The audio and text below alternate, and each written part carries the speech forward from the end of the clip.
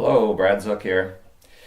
Years ago, during the first Iraq War, I remember seeing a news report about the Swords of Qadisiyah, I think is how you pronounce it.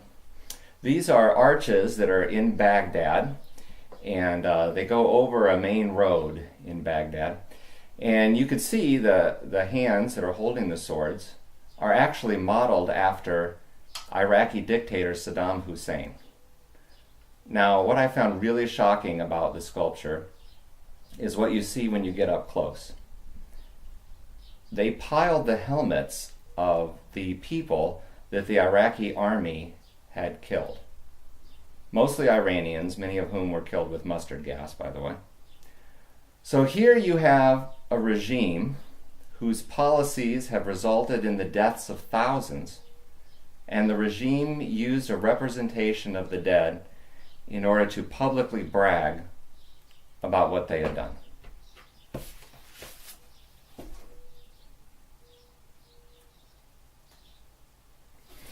I recently bought this magazine on eBay, so now I have my very own copy of this infamous Awake magazine. This magazine is produced by the Watchtower Bible and Tract Society. This particular issue is dated as you can see, May 22nd, 1994. Today is May 22nd, the year 2014, which means today is the 20th anniversary of this magazine. I realize most of us have seen this cover a million times, but I wonder how many people know what is inside the pages and have actually read it. These aren't just faces. These were real kids who died as a result of the Watchtower's policies to refuse a relatively simple medical procedure known as a blood transfusion. A policy that clearly contradicts the scriptures, as we will see later in this video. The inside cover of the magazine says that it has an average printing of nearly 13 million. So nearly 13 million copies of this thing was made. And this was distributed by the Jehovah's Witnesses to people's homes all over the world. First, I want to say, if you happen to know personally any of these children or these families in this magazine or on the cover, this video is anything but an attack on them. Quite to the contrary, it's a tribute to these young men and women, not as Jehovah's Witnesses, but as people. So let's briefly look at the stories of just the three kids that are featured mainly and prominently in the center of the magazine. The first young man we're going to talk about, you see, is a good-looking young man there in the center. I didn't realize that his name is Adrian. And Adrian's father says about him,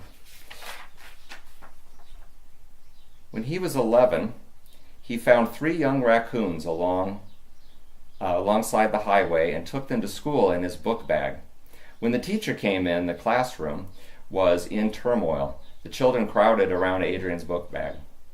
The teacher looked in, saw the raccoons, and drove him and his pets to a facility that took care of animal orphans. Adrian was in tears at the thought of losing his babies, but after touring the facility and seeing the baby foxes and other orphans well cared for, he left his raccoons there.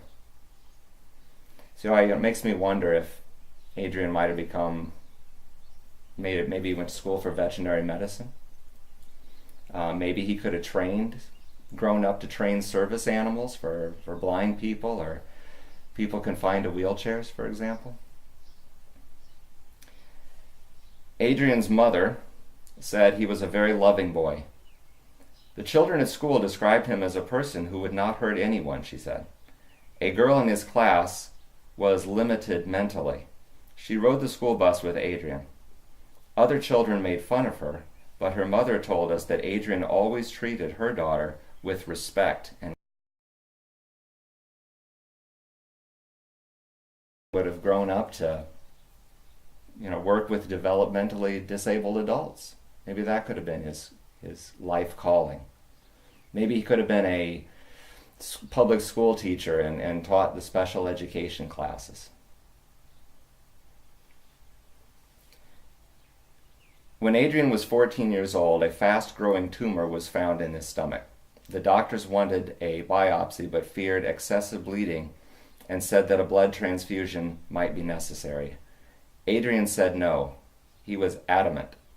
He said, with tears in his eyes, now listen to this, "I just could not live with myself if I am given blood."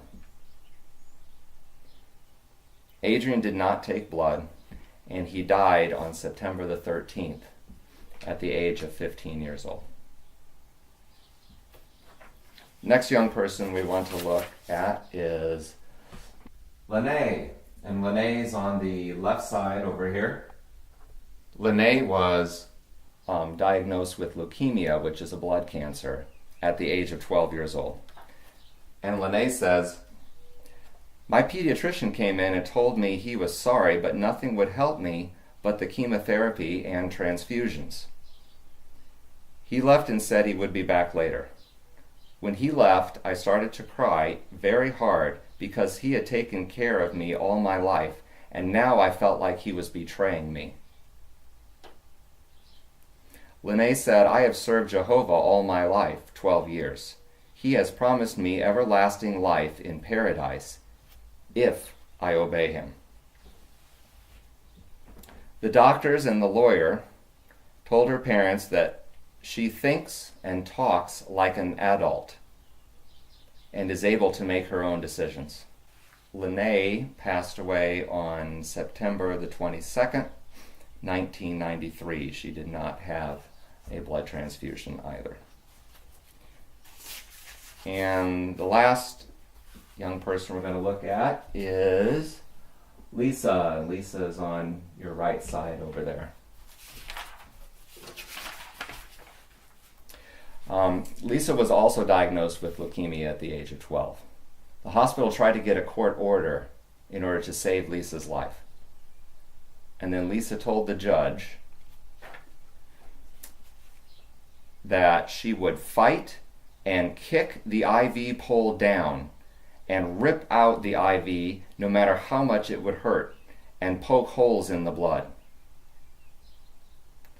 The judge said, "Lisa told this court clearly and in a matter-of-fact way, if an attempt is made to transfuse her with blood, she will fight that transfusion with all the strength that she can muster.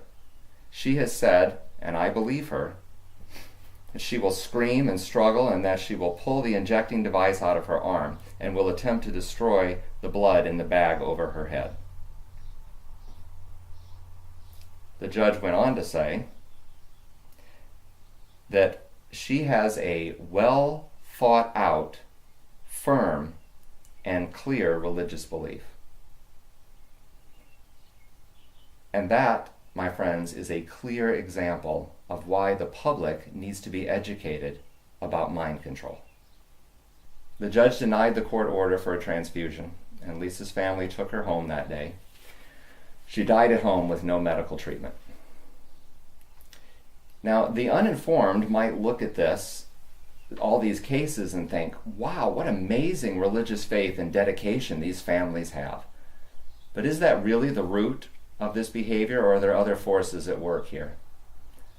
Let's listen to the experience of a Jehovah's Witness father who was in a similar situation. The blood issue in the back of our minds was bothering us because as Jehovah's Witnesses, if we freely gave a blood transfusion to our daughter, we'd be excommunicated, we'd be disfellowshipped. Well, the doctors finally came to our room and it was just like an ultimatum. They said, "Listen, we know from our records that you're a Jehovah's Witness. We know that you don't take blood transfusions."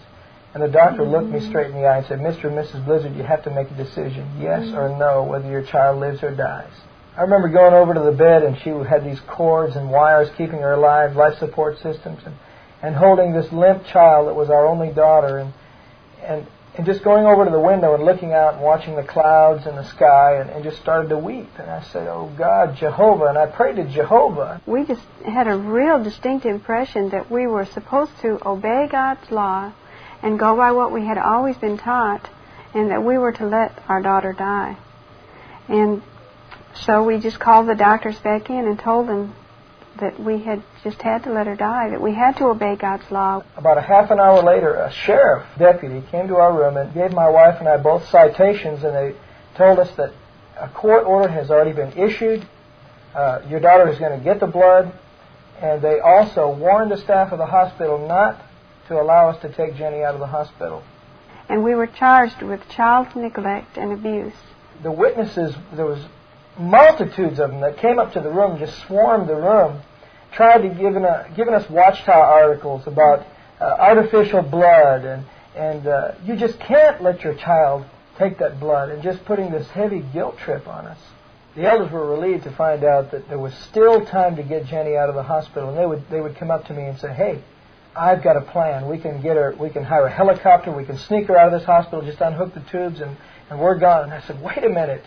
You can't do that. It's against the law. I'll be charged with murder." They said, "That's a chance you're going to have to take." And I just told them, "Look, I just can't let my child die in that way." And the elders were just so upset. They left in a huff. They were mad. And one of the elders said on the way out, he looked me in the eye and said, "You know what? I hope your daughter gets hepatitis from that blood." And that was just the straw that broke the camel's back. I was just broken here. My own people, God's organization, turning against me, cursing me, because I just wanted to see my child live. And so they left. And we were all alone. Even my own parents didn't come see us. You see, the elders weren't there for Paul to offer loving counsel and moral support. They were there to make darn sure that the Watchtower's rules were followed. That's basically the elders' only job. Elders aren't spiritual leaders. They are Watchtower muscle. On a slightly different topic before I put this magazine down, on kind of an aside here, I always wondered what else was in the magazine. I always assumed that the entire magazine would be dedicated to these kids. And I didn't realize till I got the magazine, started looking through it, it's only the first 15 pages are dedicated to these kids. So after reading 15 pages of these heartbreaking stories you can't imagine a family going through this, of letting their child die. You would think, what would be the next article that would follow? Would it be some kind of grief counseling for them, maybe? No, the next article that follows, albino alligators. Albino alligators, the very next article. You see on the previous page, we have this beautiful young Jehovah's Witness. I believe her name was Ernestine. And the very next page that follows, albino alligators. When I first saw this, your gut reaction is to kind of laugh because it's ridiculous. But then you realize this isn't funny at all. This is how little the Watchtower regards the lives of these children, how little they care about them. And they can talk about the deaths of kids and then follow it with albino alligators. What else is in this magazine? We got something about boyfriends and girlfriends, and oh, here's a great one. Here's a cartoon of somebody falling down on the ice. Oh, look at that. Someone falling down the ice. It says, put humor into your life. Okay, keep in mind, this is the cover of the magazine. 27 dead children. And we have a cartoon of somebody falling down on the ice. There is a time to laugh, the article begins.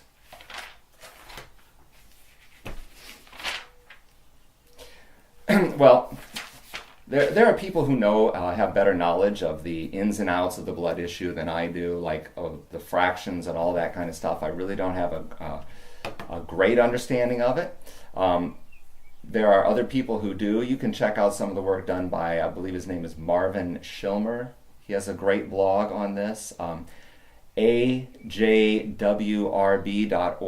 is a great organization to look up. Mark Latham has also done some fine videos on this issue. I'm going to look at this from a biblical perspective.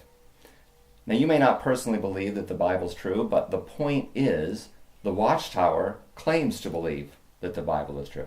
And as a Jehovah's Witness once told me, nobody follows the Bible better than the Jehovah's Witnesses. Oh, really? Well, let's see. The main verses they always use, one is Leviticus 17:10. In Leviticus 17:10, God commands, do not eat the blood of the animals. This is because God knew it would make them sick. I mean, could you imagine God trying to explain to these early people about bacteria and viruses and invisible creatures that could harm them? No, he just created a law for their protection. Eat the meat, not the blood. Acts 15:28 is the same thing. It's about eating blood that could make you sick. It has absolutely nothing to do with a medical procedure. Those commands are there in order to protect our health, not to harm it. However, just for conversation, let's just assume for a bit that the Watchtower is correct in its interpretation. Let's assume that Jehovah does actually have a law against medical blood transfusions. He doesn't, but let's just assume that he does for conversation's sake. The first account that I want to look at is Matthew, the 12th chapter, Matthew 12. Here's the account. At that time, Jesus went through the grain fields on the Sabbath. His disciples were hungry, and they began to pluck heads of grain and to eat. But when the Pharisees saw it, they said to him, "Look, your disciples are doing what is not lawful to do on the Sabbath." Jesus said to them, "Have you not read what David did when he was hungry, and those who were with him? How he entered the house of God and ate the bread of the presence, which is not lawful for him to eat, nor those who are with him, but only for the priests? Or have you not read in the law how on the Sabbath the priests in the temple profane the Sabbath, but are not guilty? I tell you, something greater than the temple is here. And if you had known what this means, I desire mercy, not sacrifice, you would not have condemned the guiltless." So the legalistic Pharisees were complaining that the disciples weren't following the law. And Jesus told them, look, David broke the Sabbath law, but he wasn't guilty. Why? Because his men were hungry. So which is more important? Legalism or the needs of the people? The next one I want to look at is Mark, the 3rd chapter, Mark 3. Starting right from verse 1. Jesus entered the synagogue, and a man was there with a withered hand. The Pharisees watched Jesus. They watched him close to see whether he would heal the man on the Sabbath so that they might accuse him. Well, doesn't that sound exactly like the situation of that Jehovah's Witness father that we watched? The legalist Pharisees or elders showed up just to watch to make sure that the law wasn't going to be broken.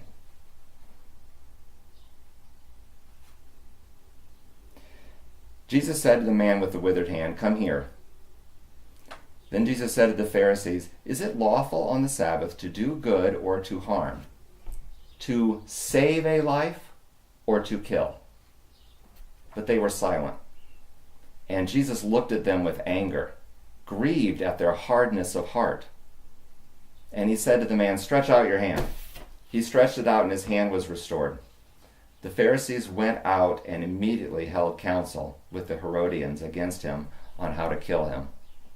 Again, it's exactly what happened to that Jehovah's Witness father. The Pharisees left, held a meeting on how they could destroy this man because he wasn't following their legalistic rules.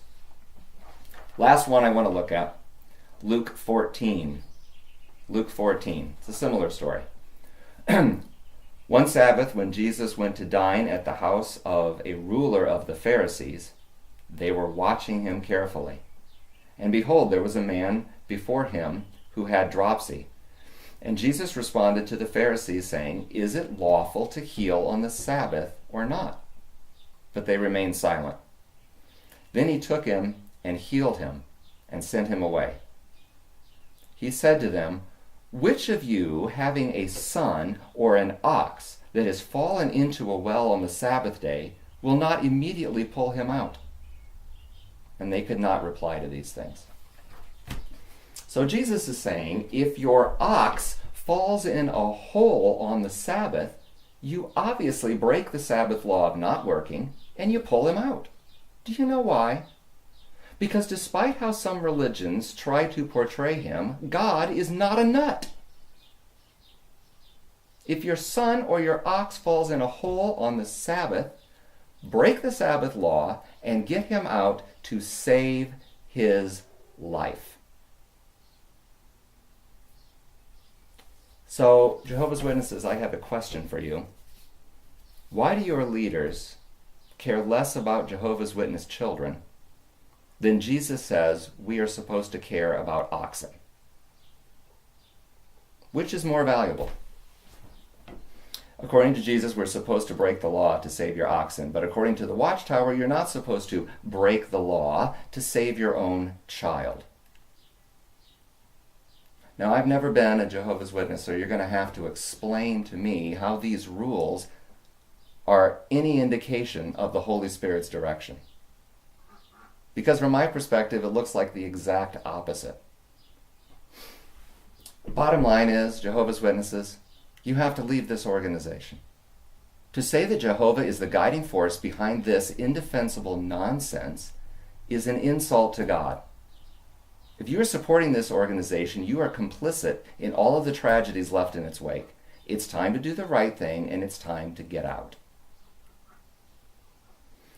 Did you know, as a fact, as a statistic, more people have died following the teachings of this organization than have died following the teachings of Marshall Applewhite of Heaven's Gate, David Koresh of the Davidians, and Jim Jones, People's Temple, combined together?